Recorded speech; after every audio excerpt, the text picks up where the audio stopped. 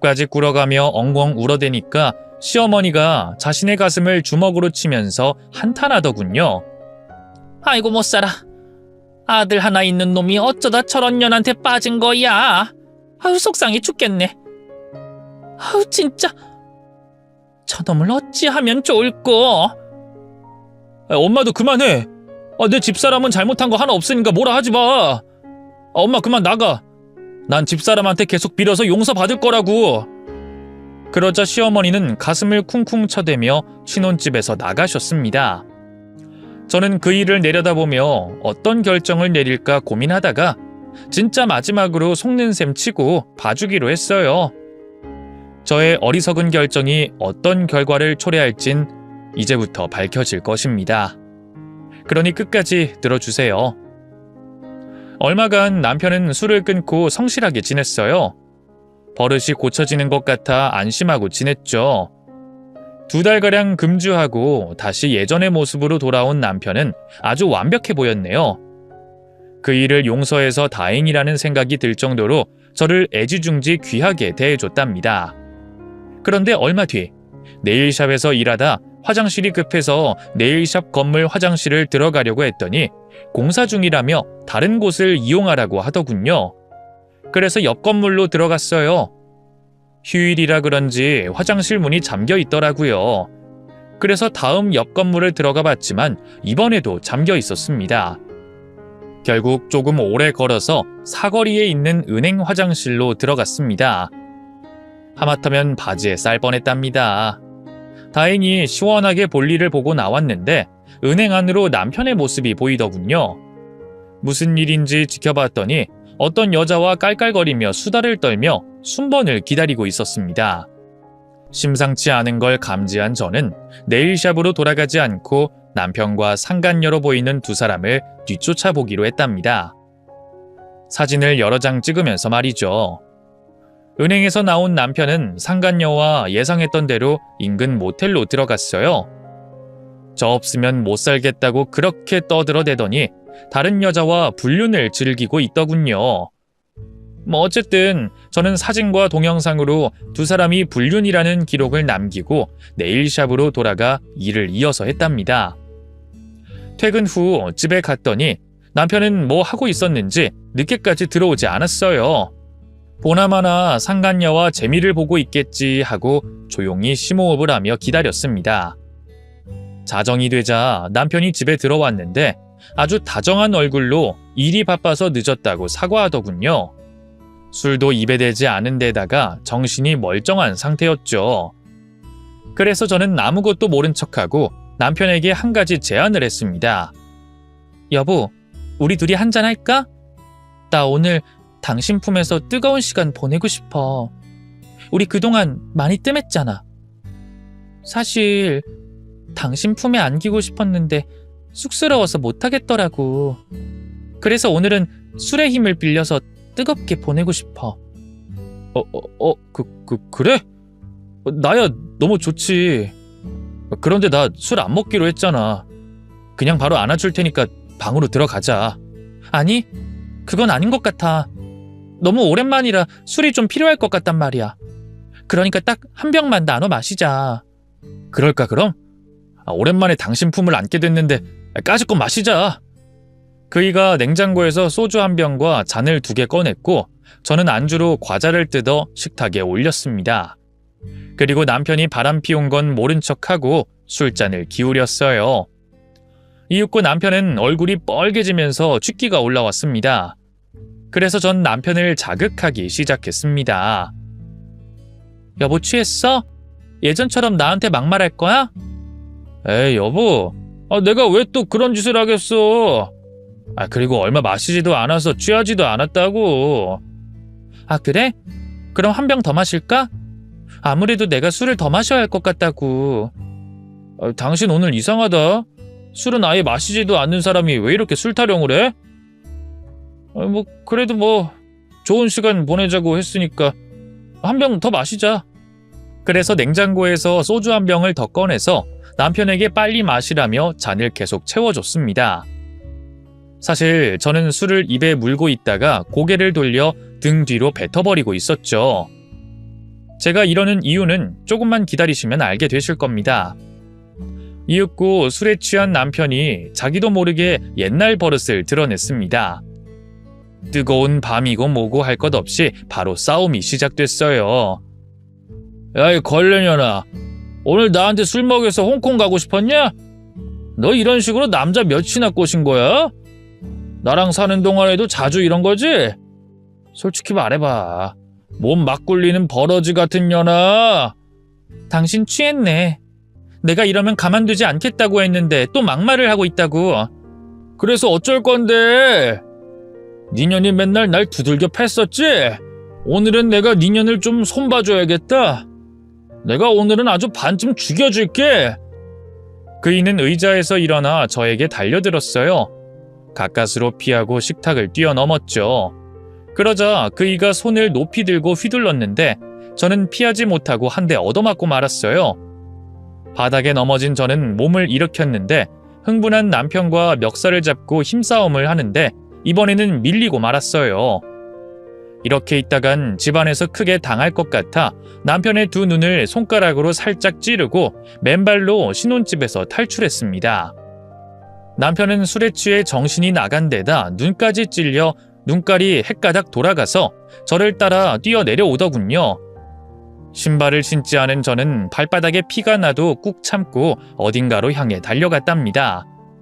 이윽고 시어머니가 사는 아파트에 도착해서 발빠르게 뛰어올라 초인종을 울렸어요.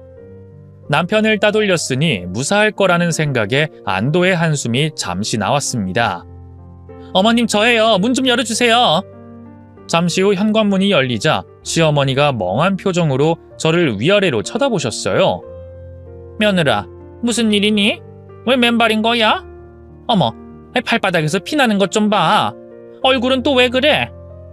어머님, 그이가 술 마시고 저를 가만두지 않겠다면서 손찌검했어요.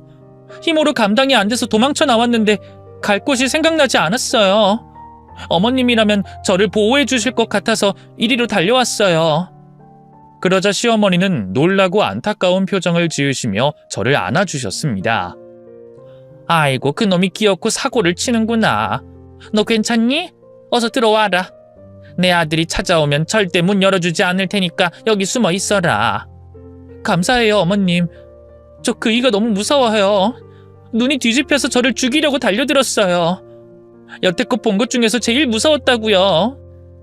어머, 얘 펄펄 떠는 것 봐라. 안 되겠다. 따뜻하게 몸 좀 녹여야겠다. 방 안에 들어가서 이불 좀 뒤집어 쓰고 있어라. 시어머니의 배려로 방 안으로 들어가 이불을 덮고 누워 있었습니다. 그런데 10분 뒤 문 밖에서 시어머니가 깔깔대는 목소리를 내더군요. 아들, 이제 왔냐? 안 그래도 기다리고 있었다. 맨날 술 먹고 며느리년한테 맞아서 속이 상했는데 오늘이 너의 날인가 보다.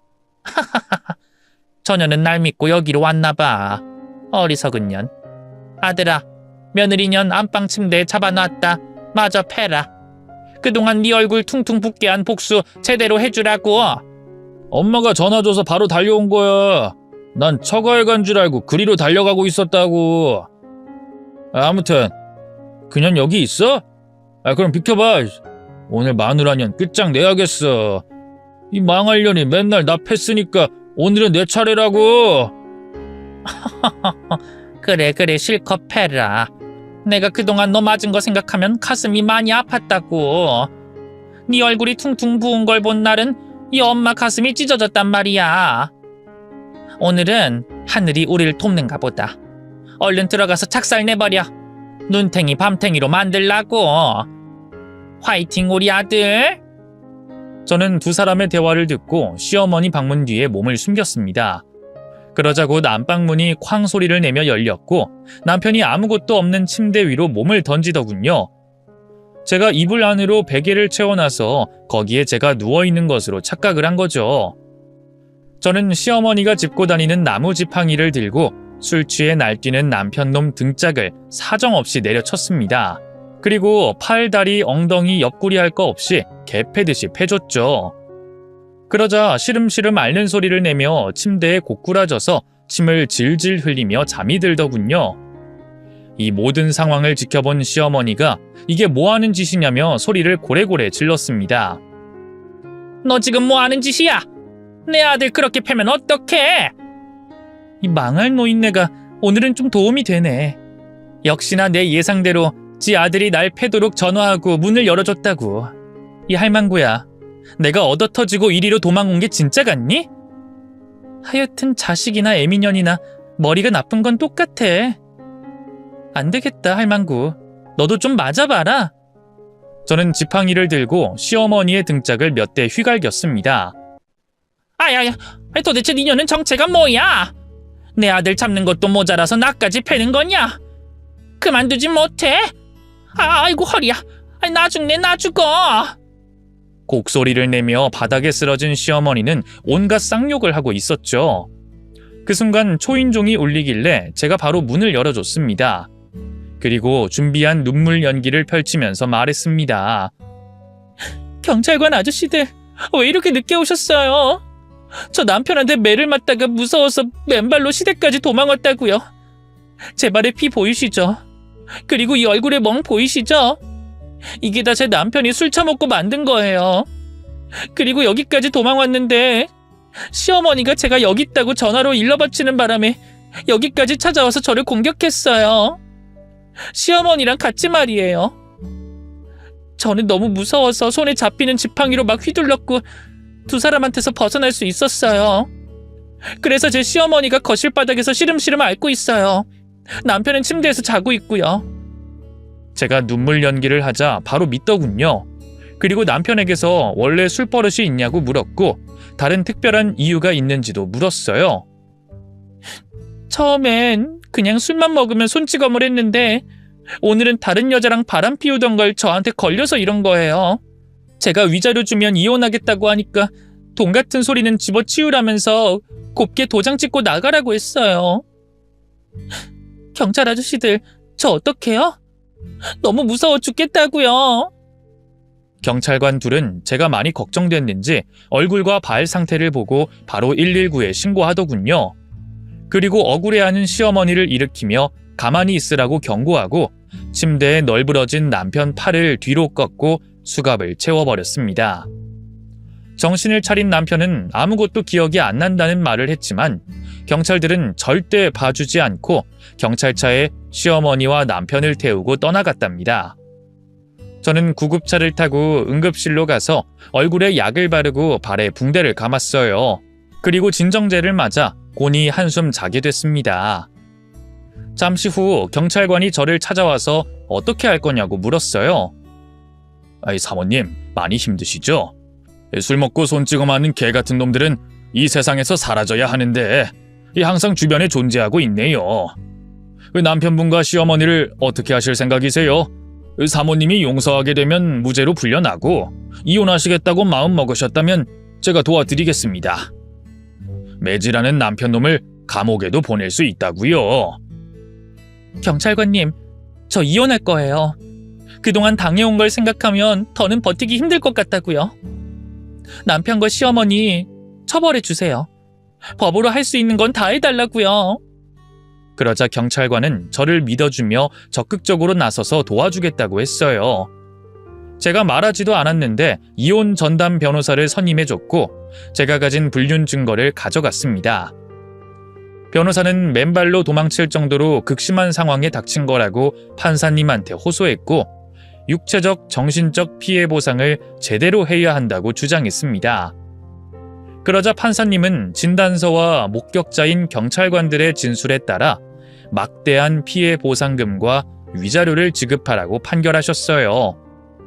또 상간녀에게도 위자료를 청구해서 피해 보상금을 따로 받아냈답니다. 남편과 시어머니는 둘 다 너무 억울하다며 하소연을 했습니다.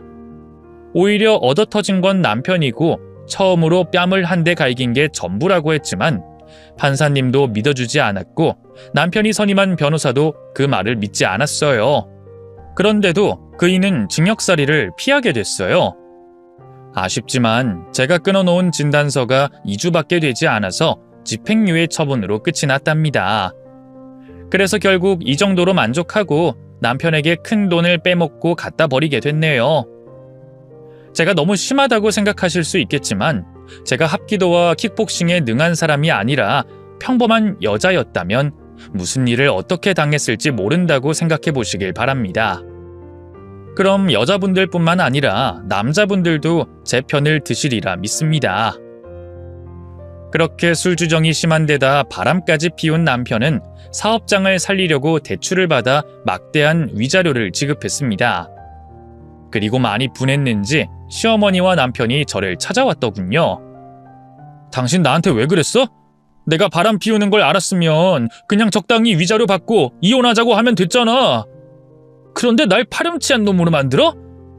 당신 때문에 내 이미지가 실추돼서 거래처가 죄다 끊기게 생겼다고. 뭐야? 아직도 거래처가 남아있어? 아쉽네. 난 모두 당신과 거래 끊을 거라 기대하고 있었거든. 당신이 처절하게 망하길 바랬는데 아주 아쉽다고. 인연이 끝까지 날 놀려먹네? 야, 내가 당신한테 손 찍어 만 건 그날 딱 한 번이잖아. 매번 맞아온 건 바로 나란 말이야. 왜 사람들을 속이면서까지 날 시궁창에 처박는 거야? 그이가 조심스럽게 말하는 게 조금 이상해서 유심히 살펴봤더니 와이셔츠에서 어떤 불빛이 번쩍거리더군요. 이 인간이 녹음기를 켜고 저와 대화를 나누고 있던 겁니다. 제가 그 일을 패대기 쳤던 사실을 말하는 걸 녹음해서 다시 고소할 계획으로 온 것 같더라고요. 하지만 저는 남편과 시어머니 머리 위에 앉아 있었으니 호락호락하게 넘어가지 않았습니다. 저는 눈물 연기를 시작했어요. 여보, 왜 그래? 이제 그만할 때도 됐잖아. 언제까지 날 괴롭히려는 거야? 당신이 시키는 대로 말하면 안 때릴 거야? 그 녹음기에 당신이 원하는 말을 하면 되는 거냐고. 뭐야? 벌써 알아챈 거야? 아이, 젠장할. 이 또라이가 또 연기를 하네. 아이, 망했다. 여보, 날 그만 찾아와. 당신이 무서워서 매일 집에만 처박혀 있다고. 어머님도 제발 그만 괴롭히세요. 제가 아무리 미워도 이혼까지 한 마당에 이런 식으로 찾아와서 협박하는 건 못할 짓이잖아요. 제발 저 잊어주시고 찾아오지 마세요. 또 찾아오면 경찰에 신고할 거예요? 당신 집행유예 기간이라 날 괴롭혔다는 신고받으면 징역살이 살 거야. 내 말 이해하지? 우와, 진짜 무서운 년이었네. 엄마, 가자. 우리가 똥을 제대로 밟은 거라고. 위자료 다시 돌려받는 건 포기하자고. 두 사람은 그렇게 아무것도 얻지 못하고 우라통이 터진 채로 발길을 돌렸답니다. 여기서 두 모자가 벌을 다 받았을까요? 아닙니다. 더 큰 벌이 기다리고 있으니 끝까지 반전을 들어주시길 바랍니다. 이렇게 술 취해서 손찌검 하려던 남편을 하나도 아니라 둘을 만난 저는 2번의 이혼을 하게 됐네요. 남자를 믿으면 안 된다는 걸 절실하고 뼈저리게 느낀 바람에 어떤 남자도 만나고 싶지 않았습니다. 그래서 저는 남편에게 받은 위자료로 비누 공방샵을 차렸어요. 네일샵에서 일하면서 남편 둘을 만나 악연으로 끝났으니 새로운 출발이 필요했답니다. 비누 공방은 크게 잘 되진 않았지만 많은 분들이 찾아와서 비누 만들기 체험을 해주셔서 괜찮은 매출이 나왔네요. 그렇게 이혼을 2번 했으니 돌돌싱으로 지내고 있었는데 해가 한번 바뀌자 경찰관에게서 연락이 왔습니다. 저에게 연락을 해야 할지 말아야 할지 고민했는데 아무래도 소식을 알리는 게 좋겠다며 남편의 소식을 전했답니다. 여보세요? 김지은 씨 안녕하셨어요?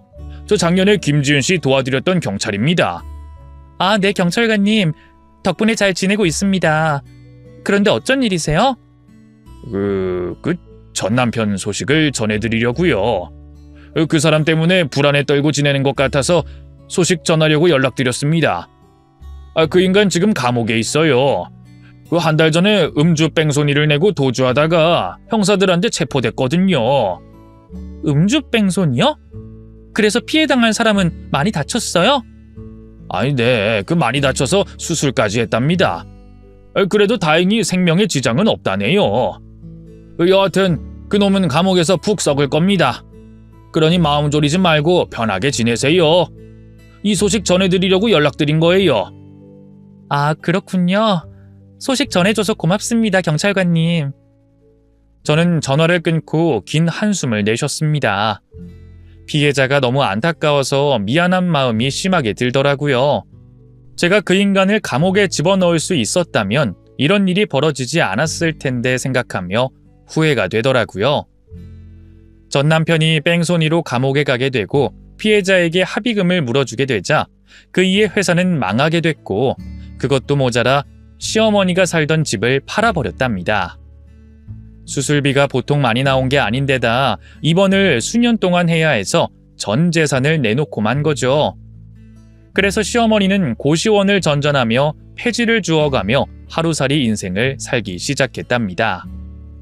그런데 몇 달 뒤에 경찰관에게서 또다시 연락이 왔어요. 이번에도 시댁 이야기를 전해줬는데 시어머니가 폐지를 줍고 갓길로 리어카를 끌고 가던 중에 만취한 운전자 차에 치여서 세상을 떠났다는 겁니다. 그 소식을 듣자 심장이 벌렁거렸는데 이내 차분해졌어요. 전 남편이 음주 뺑소니로 죄를 짓자 시어머니가 그 벌을 대신 받은 것 같은 생각이 들었기 때문이죠. 그렇게 개죽음을 당한 시어머니는 장례도 치르지 못하고 화장이 된 채로 뿌려졌답니다. 전 남편이 감옥에 있으니 장례 치러줄 사람 하나 없었기 때문이었죠. 이후 전 남편은 감옥에서 자학하게 됐고 몰래 술을 반입해 마시고 재소자를 때리는 사건을 일으켜서 감옥에서 사는 기간이 대폭 늘어났다고 합니다. 그래서 흰머리가 그득할 때쯤에 출소한다고 하더라고요. 술이 폐가 망신한다는 말 들어보셨죠? 제 전 남편이 그걸 제대로 보여줬네요. 여러분, 혹시 술을 많이 좋아해서 인사불성이 되도록 마시는 분들 계신가요? 그렇다면 제 사연을 들으시고 정신 차려서 적당한 음주를 하시길 바랍니다. 지금의 저는 비누 공방샵에서 열심히 일하면서 지내고 있어요. 위자료로 받은 돈이 풍족하게 있지만 허투루 쓰지 않고 미래를 위해 아껴두려는 생각입니다. 그리고 만나는 남자는 있지만 결혼은 절대 하지 않을 거예요. 저의 2번의 결혼 생활은 끔찍한 지옥이었으니 또다시 스스로 지옥에 들어갈 생각이 없답니다. 제 사연은 여기까지네요. 앞으로 무슨 사건이 벌어지지 않길 바라지만 혹시나 끔찍한 경험을 하게 된다면 다시 노트북 앞에 앉아 글을 적도록 하겠습니다. 끝까지 들어주셔서 감사드려요.